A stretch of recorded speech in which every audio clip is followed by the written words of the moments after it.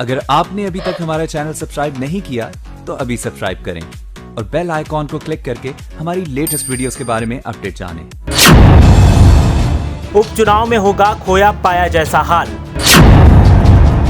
उपचुनाव में दांव पर लगी है बीजेपी की साख। सपा के लिए भी उपचुनाव खुद को परखने का मौका।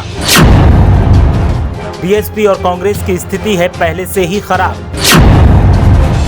सपा और बीजेपी कौन बनेगा बाजीगर। उत्तर प्रदेश की 8 विधानसभा सीटों पर होने वाले उपचुनाव में वैसे तो पूरी प्रतिष्ठा बीजेपी और सपा की ही दांव पर लगी है, क्योंकि इन 8 सीटों में से 6 बीजेपी के कब्जे वाली हैं तो 2 पर सपा जीती थी।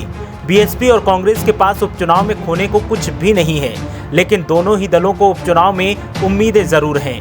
कांग्रेस और बीएसपी को अगर एक भी सीट पर कामयाबी मिल जाती है तो 2022 के चुनाव में दोनों के पास सरकार पर निशाना साधने और अपनी ताकत बताने का एक आधार मिल जाएगा। जिन 8 सीटों पर उपचुनाव होने हैं उनमें से 2 सीट ऐसी हैं जहां अब तक बीजेपी का कमल नहीं खिला है। रामपुर की स्वार सीट और जौनपुर की मल्हनी सीट पर आज तक बीजेपी नहीं जीत पाई है। रामपुर की स्वार सीट से सपा सांसद आजम खान के बेटे अब्दुल्लाह आजम खान विधायक बने थे, लेकिन बर्थ सर्टिफिकेट फर्जीवाड़े में इलाहाबाद हाईकोर्ट ने उनकी सदस्यता समाप्त कर दी थी। वहीं जौनपुर की मल्हनी सीट 2012 में अस्तित्व में आई। इस सीट पर अब तक 2 बार चुनाव हुए हैं और दोनों ही बार समाजवादी पार्टी का परचम लहराया है। ये सीट सपा विधायक पारसनाथ के निधन से खाली हुई। अब तक इन दोनों सीटों पर जीत के लिए बीजेपी ने चुनावी मंथन शुरू कर दिया है। दरअसल 2022 के विधानसभा चुनावों से पहले उपचुनाव को सेमीफाइनल के तौर पर देखा जा रहा है। बीजेपी के सामने न सिर्फ 2017 में जीती विधानसभा सीटों पर कब्जा बनाए रखने की चुनौती है, बल्कि सपा के कब्जे वाली स्वार और मल्हनी को भी जीतकर लोकप्रियता में बढ़ोतरी करने का संदेश भी बीजेपी देना चाहती है।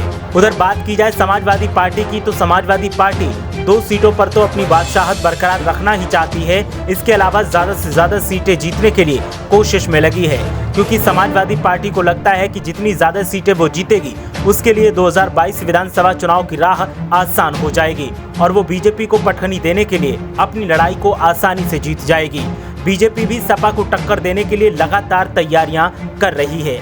बात की जाए बीएसपी और कांग्रेस की, तो दोनों ही दलों की तरफ से दावे तमाम किए जा रहे हैं, लेकिन उन दावों पर अब तक अमल होता दिखाई नहीं दिया है और यही वजह है कि सपा और बीजेपी मुख्य मुकाबले में जीतते नजर आ रहे हैं। अब देखना यह है करो या मरो या खोया पाया जैसे हालात वाले उपचुनाव में कौन जंग जीतता है और कौन हार का सामना करता है।